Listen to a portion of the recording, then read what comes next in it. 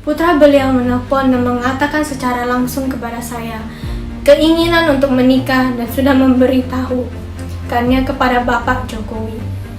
2 minggu kemudian, putra beliau menghilang dan memblokir seluruh kontak seluler. Penghujung tahun 2024 kemarin, publik dikejutkan oleh pertemuan antara Hasto Kristianto, Sekretaris Jenderal PDIP, dan Felicia Tisu, mantan kekasih Kaesang Pangarep. Pertemuan ini langsung memicu spekulasi. Hasto menyebut Felicia dan keluarganya merasa menjadi korban. Korban apa? Tidak ada penjelasan detail, tapi Felicia sendiri mengajukan pertanyaan tentang gratifikasi dan konsekuensi hukumnya. Apa sebenarnya yang terjadi? Kenapa Felicia yang selama ini jauh dari dunia politik tiba-tiba terlibat dalam diskusi serius dengan tokoh partai besar? Inilah fakta profil Felicia Tisu. Felicia Tisu mulai dikenal publik sebagai kekasih Kaesang Pangarep, putra bungsu Presiden Joko Widodo.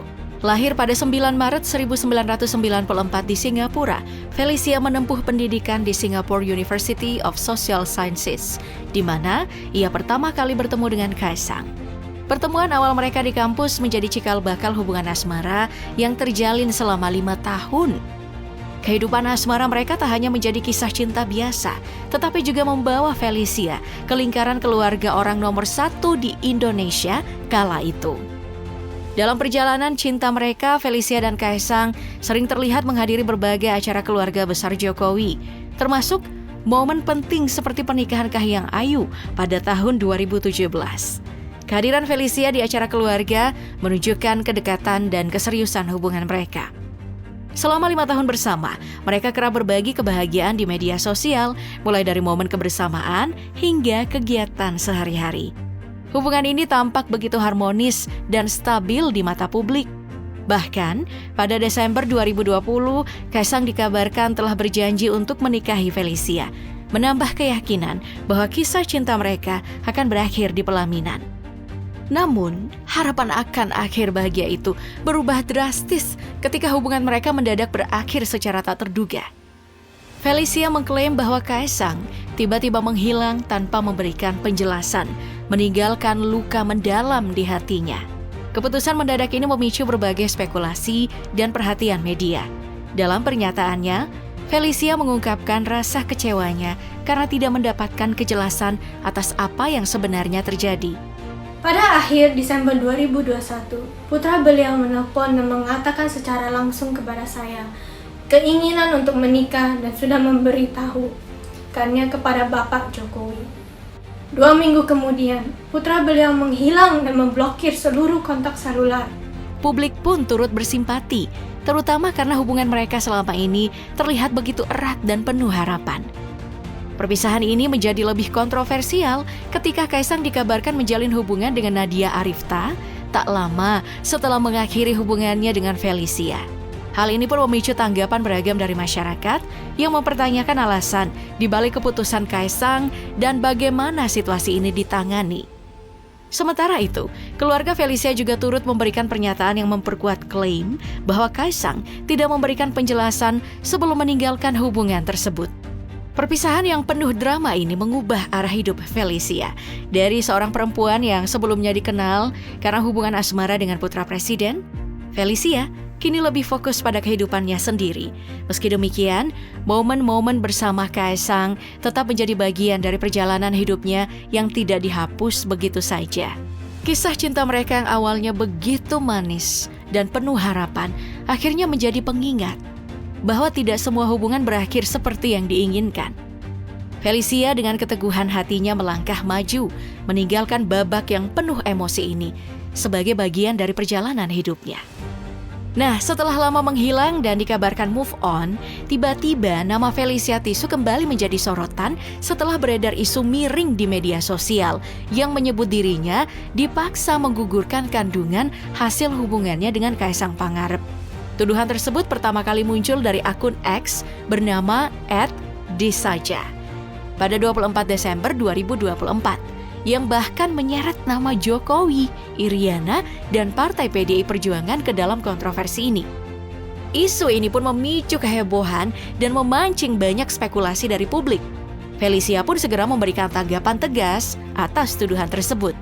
Melalui unggahan di Instagram Story pada 28 Desember 2024, ia pun membantah keras semua klaim itu dan menyebutnya sebagai berita hoax. Dalam pernyataannya, Felicia menulis, "Hoax itu melukai tanpa sentuhan, merusak tanpa alasan." Sebagai bentuk perlawanan terhadap fitnah yang ia alami, ia juga memberikan peringatan kepada penyebar berita palsu tersebut bahwa kebohongan memiliki konsekuensi serius, sembari menyatakan keyakinannya bahwa Tuhan akan memberikan keadilan. Ibunda Felicia, Melia Lau, juga menunjukkan sikap keras terhadap isu ini. Melia menyatakan bahwa tuduhan tersebut sangat keji dan tidak bermoral, serta mencemarkan nama baik keluarga mereka. Dalam unggahannya di Instagram, ia memperingatkan penyebar hoax dengan merujuk pada pasal-pasal dalam Undang-Undang Informasi dan Transaksi Elektronik alias Undang-Undang ITE. Melia mendesak agar pihak-pihak yang menyebarkan berita palsu segera menghapus unggahan mereka dan menghormati hukum yang berlaku di Indonesia.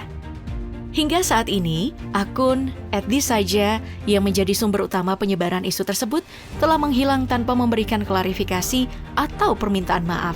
Meski demikian, kasus ini menunjukkan bagaimana isu sensitif dapat dengan cepat menyebar di dunia maya, meski tidak memiliki dasar kebenaran. Felicia dan keluarganya berkomitmen untuk melawan segala bentuk fitnah, sekaligus mengingatkan pentingnya tanggung jawab dalam menyebarkan informasi di media sosial.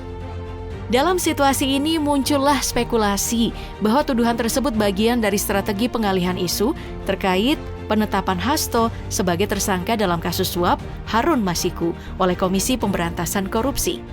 Akun-akun yang menyebarkan narasi ini diduga dikendalikan oleh buzzer yang diarahkan untuk menciptakan kontroversi di dunia maya.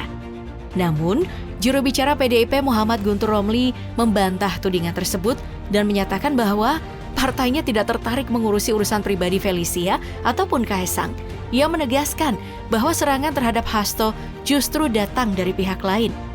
Hasto sendiri mengonfirmasi bahwa pertemuannya dengan Felicia dan ibunya adalah atas undangan mereka. Ia menyebut pertemuan itu sebagai upaya untuk bertukar informasi mengenai dugaan kasus besar yang melibatkan keluarga Felicia. Namun, Hasto tidak menjelaskan detail lebih lanjut terkait isu yang dimaksud. Ketua DPP PDIP Puan Maharani menegaskan bahwa pertemuan tersebut adalah agenda pribadi dan tidak terkait dengan urusan partai. Kontroversi ini mendapat reaksi beragam dari publik dan tokoh-tokoh nasional. Sebagian mengecam penyebaran hoaks yang menyeret nama Felicia, sementara lainnya mempertanyakan agenda di balik pertemuan Hasto dengan Felicia. Isu ini juga memunculkan diskusi lebih luas tentang peran buzzer dalam politik Indonesia dan pengaruh mereka dalam membentuk opini publik. Di sisi lain, status tersangka Hasto dalam kasus suap Harun Masiku semakin memperkeruh situasi. KPK telah memanggil Hasto untuk pemeriksaan, tetapi ia meminta penjadwalan ulang karena bertepatan dengan agenda partai. Publik ini menunggu kelanjutan proses hukum yang akan menentukan masa depan politik Hasto, sekaligus memperjelas berbagai spekulasi yang muncul. Felicia Tisu sebenarnya lahir dari keluarga terpandang yang dikenal luas di kalangan elit Indonesia. Ibunya, Melia Lau, memiliki jaringan sosial yang melibatkan tokoh-tokoh terkenal seperti perancang busana Anne Avanti dan Liliana Tanusudibio. Kehidupan Felicia yang mapan sejak kecil membuatnya terbiasa berada dalam lingkaran sosial kelas atas yang kemudian membentuk kepribadian dan jaringannya. Felicia menempuh pendidikan di universitas ternama di Singapura, lulus pada 2019. Pendidikan yang berkualitas ini menjadi fondasi yang kokoh untuk karir dan bisnisnya. Sebagai anak dari keluarga yang memiliki pengaruh dan reputasi baik, Felicia berhasil memanfaatkan latar belakangnya untuk membangun jejaring yang mendukung perkembangan karirnya. Ibunya, Melia Lau, juga sering terlihat mendukung usaha dan kegiatan Felicia, menegaskan hubungan keluarga yang erat. Felicia memulai karir profesionalnya di bidang sumber daya manusia alias HR setelah lulus dari universitas. Namun, ia kemudian memilih beralih ke dunia bisnis yang memberinya kebebasan lebih besar untuk berkreasi. Bisnis kulinernya meliputi produk seperti keripik kentang dan jamu kunyit asem yang dipromosikan melalui media sosial. Kehadirannya di platform seperti Instagram dengan lebih dari 300.000 pengikut tidak hanya memperkuat mereknya tetapi juga menjadikannya figur publik yang cukup berpengaruh. Dari kisah asmaranya yang penuh liku hingga langkahnya memasuki dunia politik, Felicia terus menarik perhatian publik. Meskipun banyak pertanyaan yang belum terjawab, satu hal yang pasti adalah keberanian Felicia untuk menghadapi sorotan dan kontroversi yang mengelilinginya. Pertanyaan besar yang tersisa adalah, apakah informasi yang dimiliki Felicia benar-benar akan mengubah dinamika politik di Indonesia? Atau ini hanya bagian dari narasi yang lebih besar? Waktu yang akan menjawab.